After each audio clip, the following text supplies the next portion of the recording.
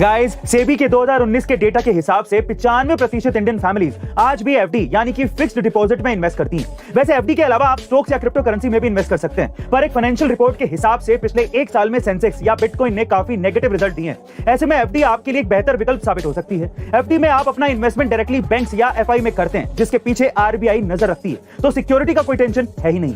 FD काफी flexible भी होती है। इसमें आप अपने 7 दिन से लेकर 10 साल या इससे भी ज्यादा टेन्योर के लिए इन्वेस्टमेंट कर सकते हैं। सिर्फ इतना ही नहीं, under section 80C of income tax act आप इस पे सालाना 1.5 लाख रुपीस तक की बचत भी कर सकते हैं। तो जब इतने सारे फायदे हैं एफडी के, तो आज ही शुरू क्यों नहीं कर रहे हैं? आपकी हेल्प के लिए हम कॉन्कर ऐप पे लेके आ चुके हैं एफडी से रिलेटेड कोर्स। तो जल्दी कीजिएगा, इस कॉन्कर ऐप को डाउनलोड करिए और एफडी के कोर्स में एनरोल करिए। लिंक डिस्क्रिप्शन बॉक्स में गिवन है।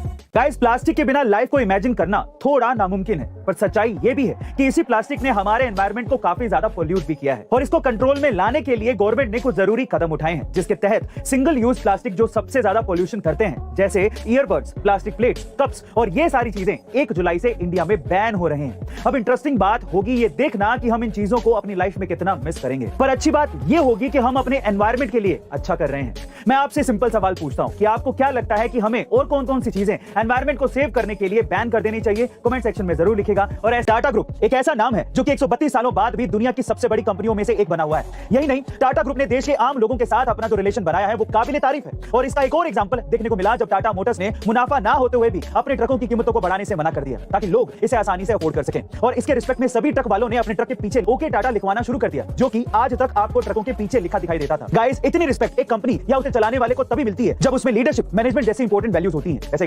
गाइस, जब किसी तारे में विस्फोट होता है तो वो बहुत ज्यादा चमकदार हो जाता है, इसे सुपरनोवा कहते हैं। और इस प्रोसेस के बाद तारा अक्सर मरा हुआ माना जाता है, यानी कि कंप्लीटली डैमेज्ड। पर एस्ट्रोनॉमर्स को एक ऐसे तारे के बारे में पता चला है जो सुपरनोवा विस्फोट के बाद भी बचा रह गया। यही नहीं, विस्फोट ने तारे को और भी ज्यादा चमकीला बना दिया। अमेरिकी स्पेस एजेंसी नासा के हबल स्पेस टेलीस्कोप ने इस तारे के बारे में पता लगाया है। ये एक सफेद बोना तारा है। ये सफेद तारा उस तारे का शेष भाग है जिसने सुपरनोवा विस्फोट में खुद को उड़ा लिया था। ये सफेद बोना तारा NGC 1309 नाम की एक स्पाइरल गैलेक्सी में रहता है। वैज्ञानिकों ने इन तारों को ज़ोंबी स्टार्स का नाम दिया है, वो जो मर तो गए हैं लेकिन पूरी तरह से नहीं।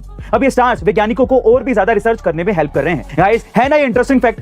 गाइस, हमारे देश में अभी तक किसी भी एयरलाइंस का ट्रांजिट हब नहीं था, पर बहुत ही जल्द नोएडा के जेवर इंटरनेशनल एयरपोर्ट देश का पहला एशिया पैसिफिक ट्रांजिट हब बनने जा रहा है। पर ट्रांजिट हब आखिर होता क्या है? ट्रांजिट हब में समझौता करने वाली एयरलाइंस दूसरी एयरलाइंस को अपने साथ जोड़ती है। हब बनने के बाद उसकी सभी फ्लाइट यहां से होकर गुजरेंगी। ट्रांजिट हब बनने से एयरपोर्ट में फ्लाइट का आना जाना अधिक हो जाता है। जब फ्लाइट अधिक आएंगी तो एम्प्लॉयमेंट के अपॉर्चुनिटीज भी बढ़ेंगे और बिजनेस भी बढ़ेगा। इसलिए यहाँ पर दूसरे एयरपोर्ट्स के कंपैरिजन में अधिक मॉडर्न टेक्नोलॉजीज देखने को मिलेंगी, जैसे पेरिस के एयरपोर्ट पर देखने को मिलती हैं। साथ ही बताया यह भी जा रहा है कि देश का सबसे बड़ा इंटरनेशनल एयरपोर्ट बनेगा। है ना गाइस, ये शानदार। आपको अमेजिंग न्यूज कैसी लगी कमेंट सेक्शन में जरूर लिखिएगा। और ऐसे